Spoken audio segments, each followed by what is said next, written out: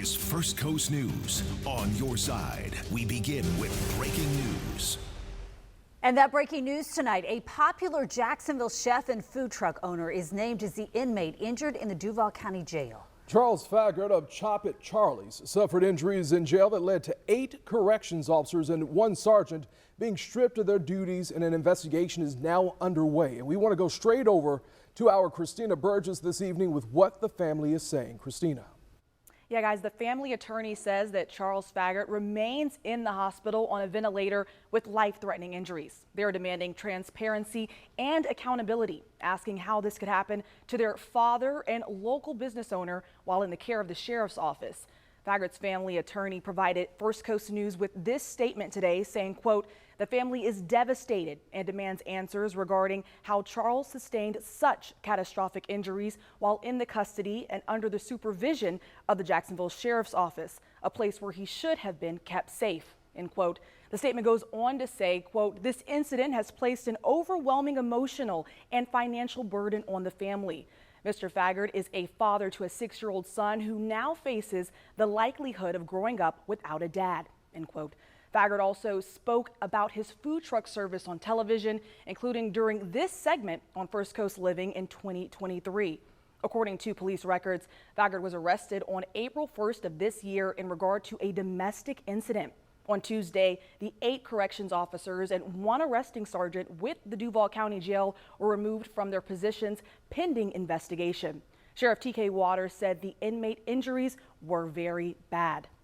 That means the injuries are bad, very bad. Bad enough for me to come out here and tell the public about it.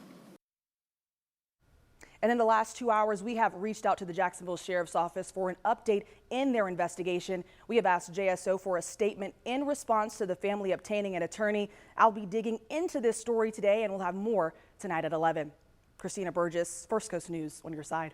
All right, Christina, we'll continue to follow that closely. Thank you. Tonight, a major move involving those tariffs and their impact. President Trump hitting the pause button on higher tariffs until July. However, he is increasing levies on Chinese goods even higher than previously mentioned. So here's what we know at this hour. President Trump authorizing a 90-day pause on those higher tariffs on more than 75 trading partners. The president says it's because those countries did not retaliate. However, a 10% tariff is now in effect across the board, which includes lowering the previous higher tariffs against Canada and Mexico. Now, this pause will not apply to China. The president raising the U.S. tariff on that country to 125%. President Trump says that's because China is unwilling to make a deal. He posted on Truth Social this afternoon saying, quote, "Hopefully in the near future, China will realize that the days of ripping off the USA and other countries is no longer sustainable or acceptable." Now, this news comes amid pushback from top lawmakers, including Republicans, on how the planned tariffs could cause economic disaster. ABC News reporting that clapping and cheering broke out during a closed lunch for Senate Republicans when news of the pause tariffs reached that room. The White House responding just a short time ago. When you punch at the United States of America, President Trump is going to punch back harder. In that same vein, we have had more than 75 countries from around the world reach out to President Trump and his team here at the White House to negotiate better trade deals for the American worker.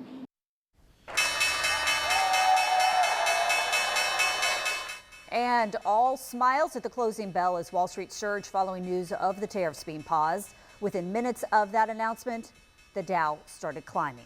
The Dow finishing up nearly 3,000 points, up nearly 8%. It closed above 40,000 for the first time since several straight days of losses.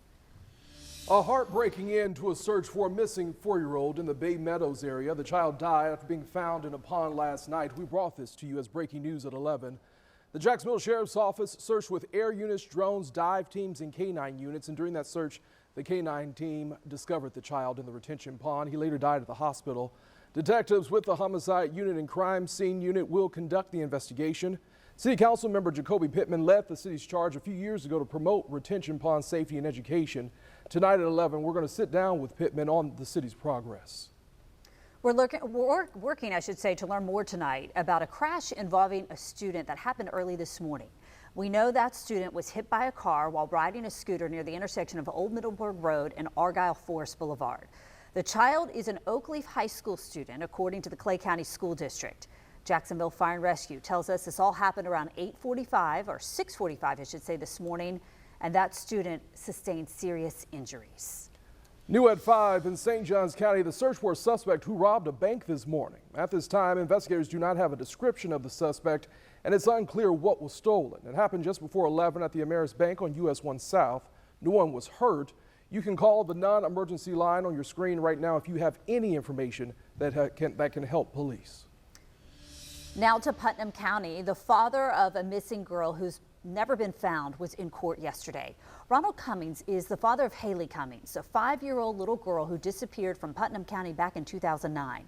Yesterday, her father was in court for drug charges, battery on a law enforcement officer, and resisting an officer with violence from an incident that happened in 2022. The maximum sentence was 71 years, so the judge was lenient with the 6.5-year sentence he was given, with credit for time served. Cummings' daughter, Haley, disappeared from her home in Satsuma under the watch of the babysitter, who was also Cummings' girlfriend.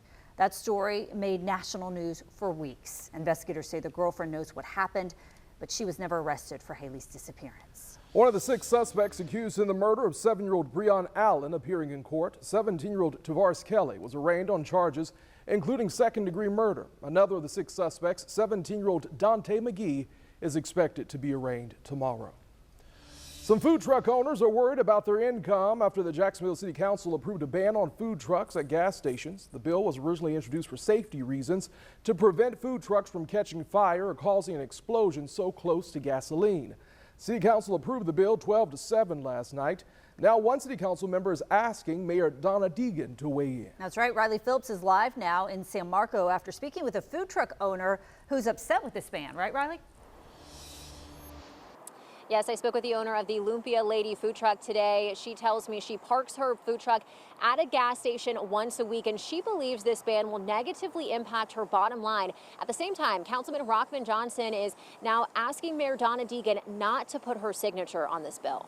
That would hurt my business. This is the Lumpia Lady, Glenda Rivera Chung. She got her start by cooking for people in her neighborhood. That love of cooking turned into this truck. They encouraged me to get a food truck, and I was doing video, and cooking Facebook Live, and that's how it started. Glenda has been operating this truck for the last 4 years, and once a week she parks at a gas station. She is now concerned about losing that revenue after City Council approved an ordinance banning food trucks from gas stations. At least in my situation, how am I going to keep this business afloat? Because sometimes this is like 30% of my business. The ordinance prohibits mobile food trucks from preparing and selling food using an open flame or any property which sells gasoline or other flammable petroleum products within 300 feet of a pump mechanism. Councilman Rockman Johnson was one of the people who voted against the bill. I was more pro-business, and there was no there.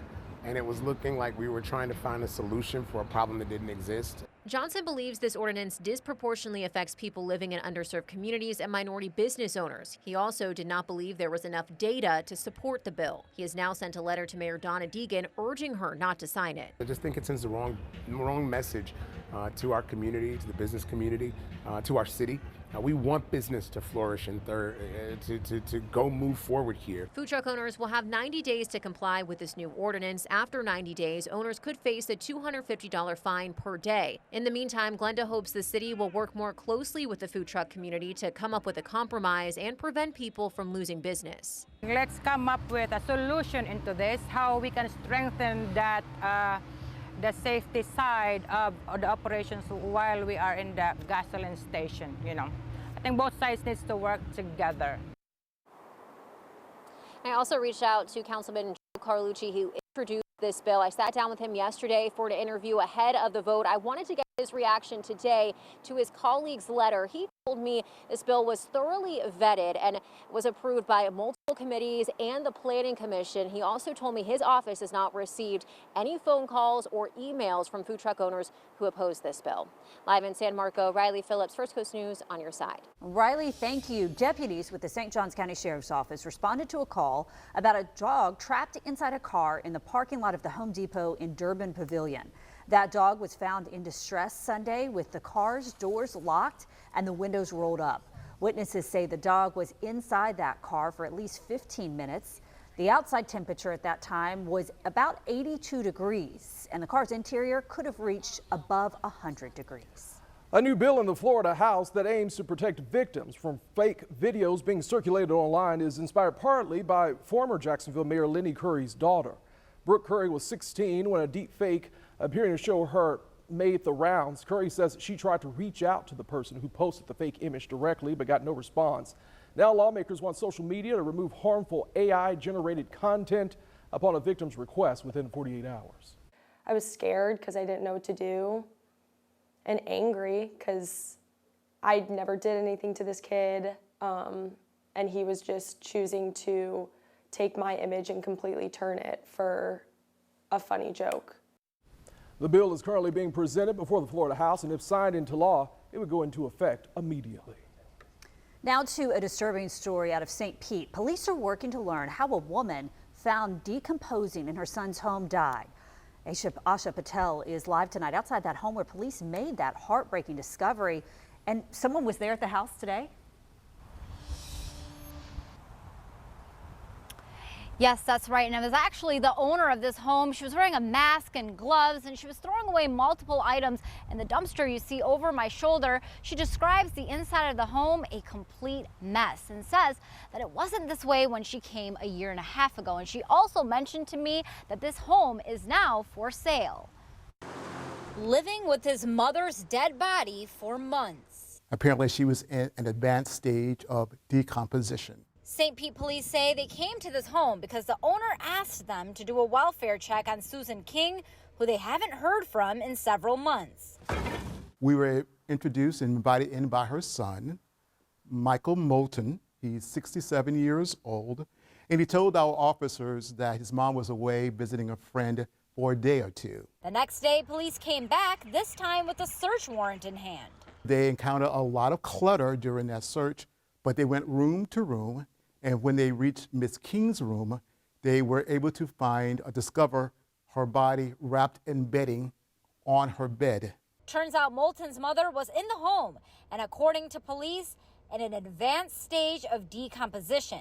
St. Pete police say this is an active investigation, and the medical examiner will determine the cause of King's death. But they do want the public to know Michael Moulton, who is the son of Susan King, at this time is not being investigated for her death. He's being held on a charge of violation of probation, dealing with a petty theft charge dating back to 2013. And like you heard police say, as of right now, he's not being investigated for her death, but they said more charges could come. Now, I'm reporting live in Tampa. Asha Patel, First Coast News on your side. Thank you, Asha. Tonight, the death toll climbing to 124 people after the roof of an iconic nightclub in the Dominican capital collapsed during a merengue concert. This is video showing the damage. Crews were searching for potential survivors in the rubble at the club called Jet Set in Santo Domingo. At this time, it's still unclear what caused that roof to collapse. A large tree comes down on an SUV in Pennsylvania. We're going to tell you what happened next in this video. Plus, a new study showing that some parents may be financially responsible for their kids longer than they were expecting. Why young adults are delaying moving out of their parents' house.